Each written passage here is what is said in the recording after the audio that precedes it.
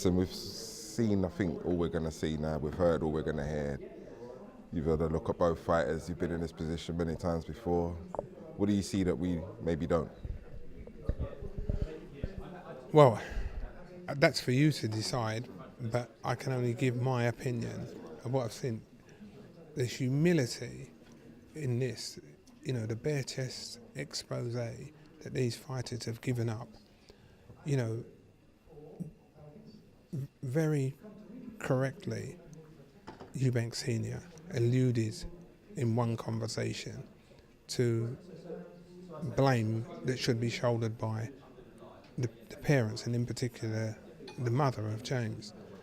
And it could have disrupted into mayhem, but it didn't, because where James is at mentally, I think Eubank Sr. referred to it as spiritually.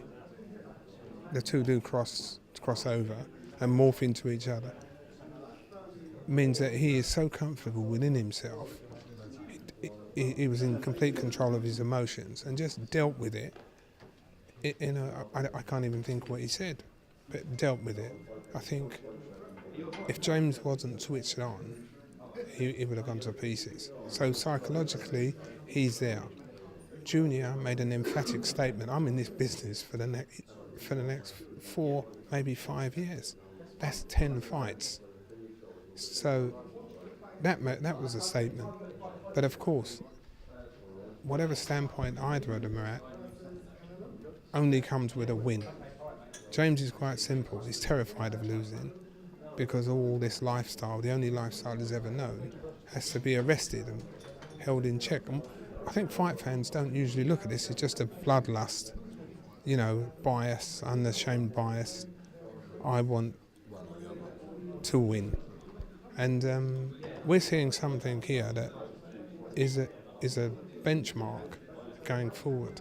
It is for the IBO title. We've got two guys who, were it not for boxing, could have been best buddies, going out, got similar likes, similar characteristics, works really, really well. Well, they're not best buddies.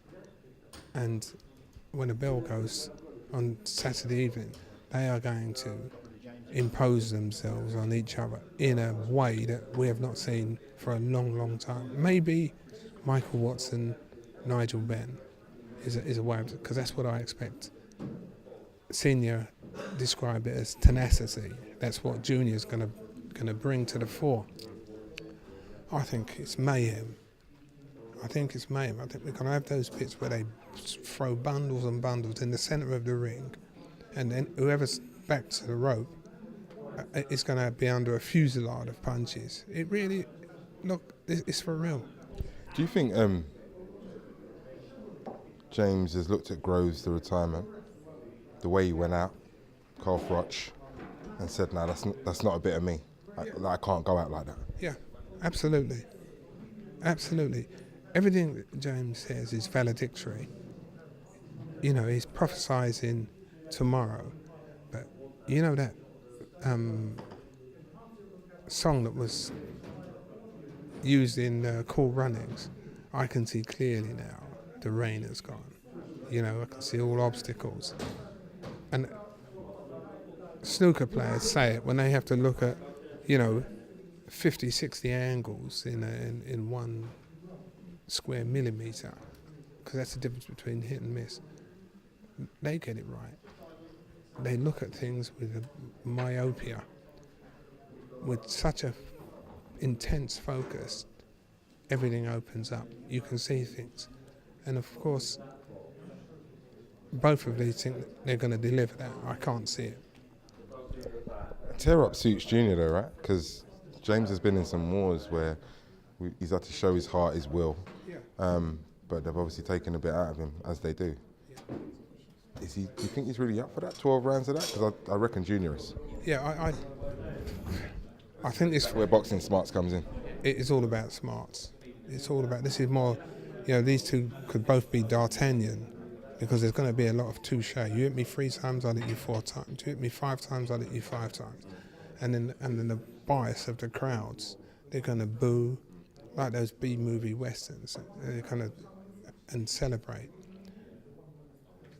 Coming to the conclusion of who will win,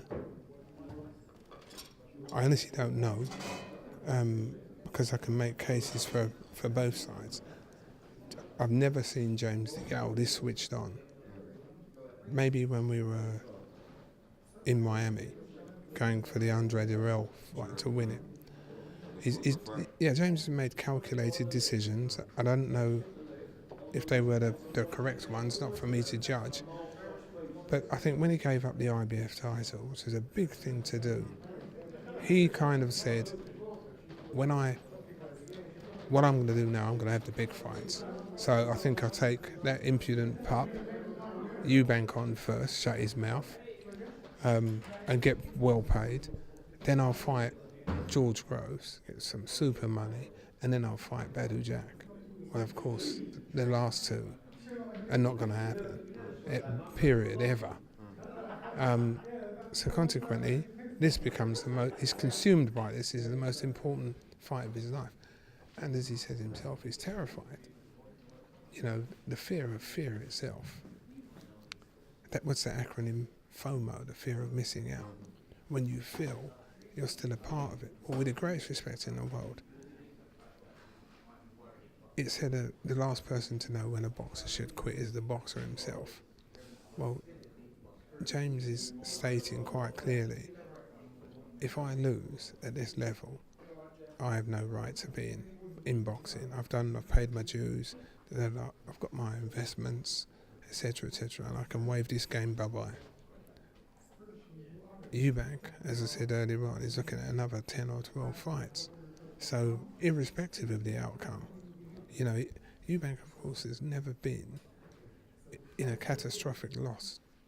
Am I the only person who thought he beat Billy Joe Saunders? Because I did think he beat him. George Groves, give him the lesson of a lifetime. The biggest lesson he's had since his dad stopped taking a strap to him. And that's, I'm a few years older than you. So that was normal back in the day. But huge sacrifice. And James ain't going to give up.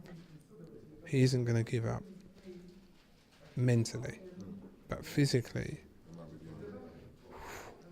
So a draw is my prediction. You heard it here first, Ambrose Mendy. Thanks for your time. Appreciate it.